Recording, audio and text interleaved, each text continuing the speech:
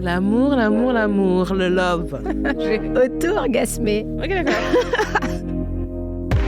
Pour rester dans l'actu, l'idée de ma chronique est arrivée aujourd'hui en regardant Barbie, pas le film, mais le tapis rose de la première mondiale qui a eu lieu le 9 juillet. Donc il y a toutes les femmes qui ont fait un petit clin d'œil à l'univers de Barbie dans leur tenue, et comme Nicki Minaj ou alors Margot Robbie, la star du film, qui était habillée en Barbie in the Spotlight. Donc en fait c'est une Barbie qui est édition limitée de 1961 en porcelaine, et en fait elle a une robe bustier, elle a refait une robe Schiaparelli. Elle avait des bijoux Lauren Schwartz et des chaussures Manolo Blahnik qui étaient vraiment trop belles.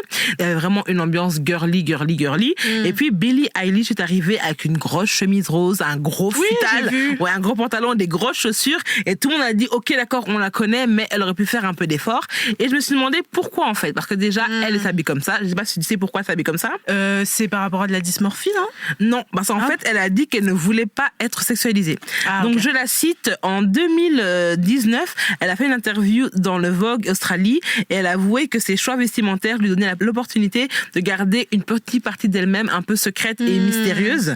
Donc elle a dit s'habiller serré serait une porte ouverte aux gens pour critiquer son aspect, critiquer son corps, critiquer ses fesses, critiquer ses seins. Donc là elle a dit moi je veux des couches, je veux être mystérieuse.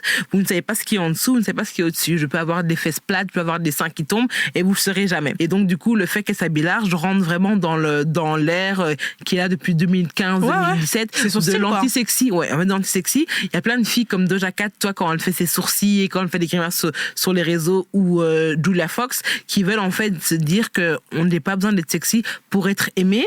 Et justement, elles veulent, parce que ce sont des filles sexualisées de base, elles veulent sortir de ce carcan-là.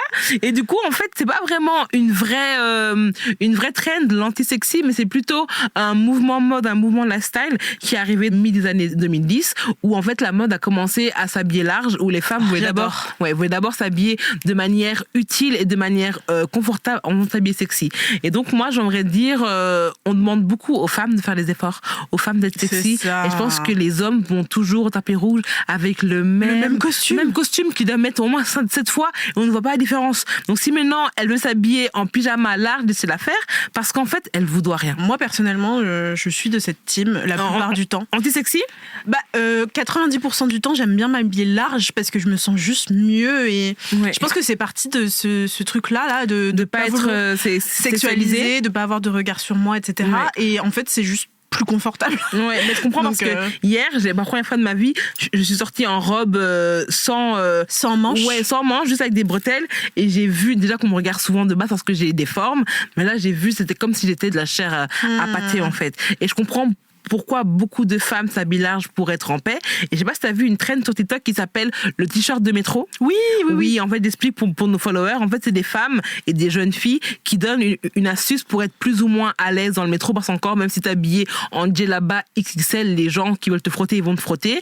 En fait, elles gardent un t-shirt blanc ou une chemise blanche large ou noire dans le sac qu'elles mettent dans le métro et qu'elles enlèvent après. C'est quand elles sont bien un peu sexy pour aller sortir ou même pour aller au travail, ou alors qu'elles ont juste un décolleté ou une mini-jupe. Et c'est vraiment triste encore que les femmes doivent faire de tels subterfuges pour être à l'aise dans le métro. Mais ça rentre un peu dans l'ère de l'anti-sexy, où les femmes veulent juste en fait se détacher du regard de l'homme et surtout des critères de beauté imposés par les hommes.